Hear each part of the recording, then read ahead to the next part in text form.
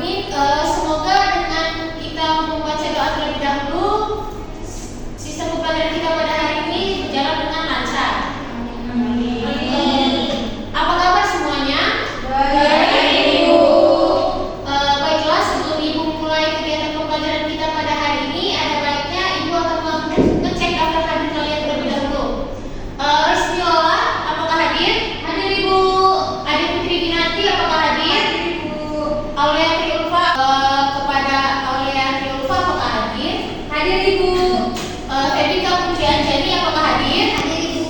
Aini Aukalia, apakah hadir? Hadir, Ibu.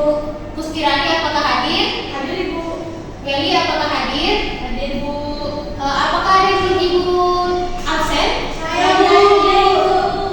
Kepada Roseli hadir, Simi hadir, Rosma juga hadir. Kalau tidak salah di kelas ini ada 2 murid laki-laki ya. Siapa itu namanya?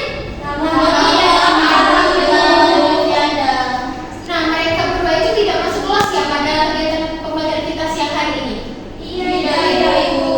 Ada yang tahu tidak mengapa mereka berdua itu tidak masuk kelas hari ini? Tahu, Ibu. Baik, boleh nanti sekretaris membuat daftar hadir siapa saja yang tidak masuk pada hari ini. Baik, Ibu. Anak-anak, pertemuan sebelumnya itu kan kita sudah membahas tentang pengertian teks, jenis-jenis teks dan juga bermacam-macam teks yang lainnya. Nah, apakah ada yang masih ingat apa sih itu pengertian dari teks? Saya, Bu. Kepada Aulia, Ibu persilakan. Teks adalah rangkaian kata atau kalimat yang memiliki struktur dan cara bahasa tertentu serta bisa disusun secara lisan maupun tulisan. Baik, jawaban dari Aulia tadi itu sudah cukup benar. Nah, teks itu kan ada berbagai macam jenis. Adakah yang bisa menyebutkan jenis-jenis teks di minggu lalu? Teks biografi, terus teks eksposisi, ada teks narasi, eksplanasi, deskripsi.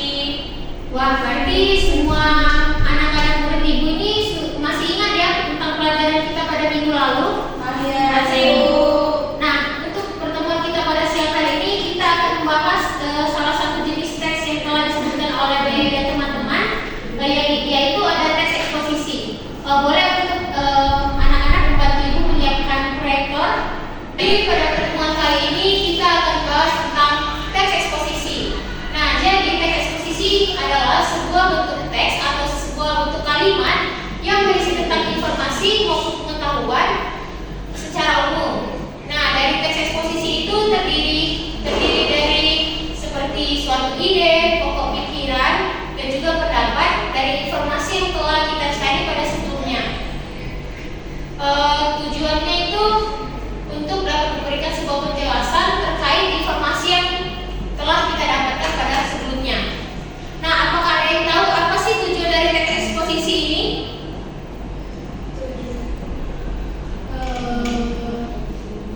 Pada Gali? Tujuan dari teks eksposisi itu memberikan informasi kepada pembacanya. Benar, jadi tujuan dari sebuah teks eksposisi ini untuk dapat menjelaskan ataupun memberikan keterangan yang sebenarnya terkait informasi yang telah kita dapatkan sebelumnya, sehingga setelah para pembacanya itu telah membaca, diharapkan para pembaca itu bisa untuk dapat memperoleh pengetahuan secara terperinci tentang sebuah berita atau teks yang telah dibacanya dan sesuai dengan kejadiannya. Nah, kalau secara unsur-unsurnya itu teks eksposisi itu terbagi menjadi 2. Boleh untuk Adik Putri nanti untuk dibacakan apa saja unsur-unsur dari teks eksposisi. Yang pertama itu memiliki gagasan. Unsur yang pertama dari teks eksposisi yaitu teks yang mengandung sebuah gagasan. Teks eksposisi sendiri memiliki banyak gagasan seperti penilaian, komentar dan saran dari penulis terkait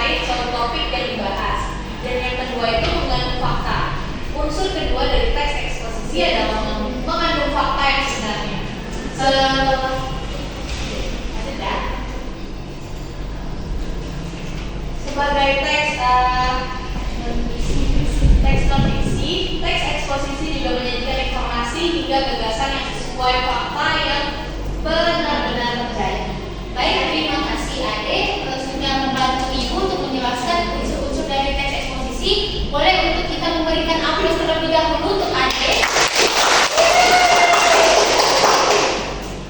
Selanjutnya itu ada ciri-ciri dari teks eksposisi. Nah, ciri-ciri teks eksposisi ini yang pertama itu harus dapat menjelaskan tentang segala informasi yang telah kita dapat. Yang kedua itu ada teks eksposisi harus mengandung gaya informasi yang persuasif ataupun mengajak para pembacanya. Dan yang ketiga ada ciri-ciri teks eksposisi yang dimana harus dapat memberikan penyampaian secara logis dan juga menggunakan bahasa yang baik dan benar. Dan yang keempat ada teks eksposisi itu tidak melakukan pemihakan yang dapat diartikan tidak untuk dapat memaksakan dan kehendak para pembacanya. Dan yang terakhir itu ada teks eksposisi mesti menyajikan sebuah fakta yang dapat digunakan sebagai alat ataupun alat kontribusinya.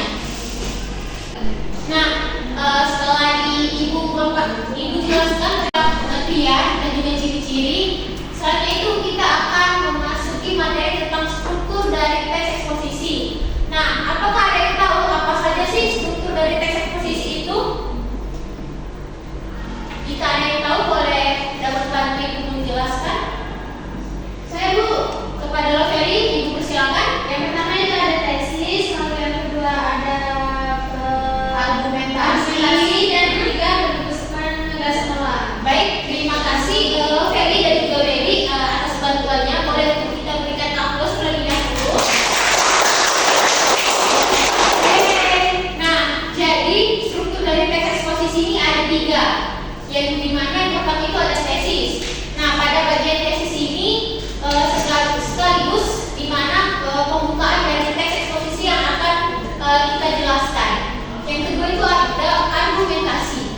Nah, argumentasi ini terdapat seperti suatu isu ataupun masalah yang hangat diperbincangkan oleh semua orang. Seperti teks eksposisi akan dilanjuti dengan rangkaian argumennya. Dan yang terakhir itu ada penegasan ulang. Nah, pada bagian terakhir ini dari struktur teks eksposisi yaitu penegasan ulang. Baiklah, untuk materi yang terakhir itu Ibu akan menjelaskan tentang kaidah kebahasaan. Nah, ada beberapa kaidah kebahasaan yang terdapat dalam teks eksposisi. Yang pertama adanya kata-kata teknis, yang kedua ada kata-kata yang berkaitan dengan argumentasi, dan yang ketiga ada kata-kata yang berhubungan dengan kronologis atau kejadian yang telah terjadi sesungguhnya. Yang keempat adanya kata kerja mental, yang kelima adanya kata kerja rujukan, yang keenam ada kata kerja persuasif, dan yang terakhir itu adanya kata kerja denotatif.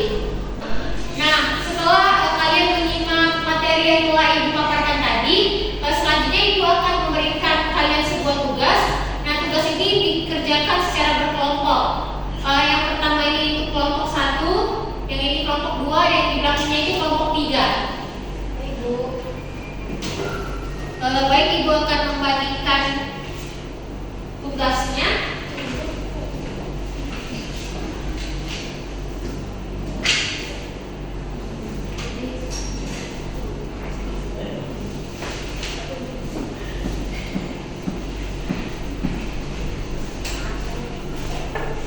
Terima kasih Bu.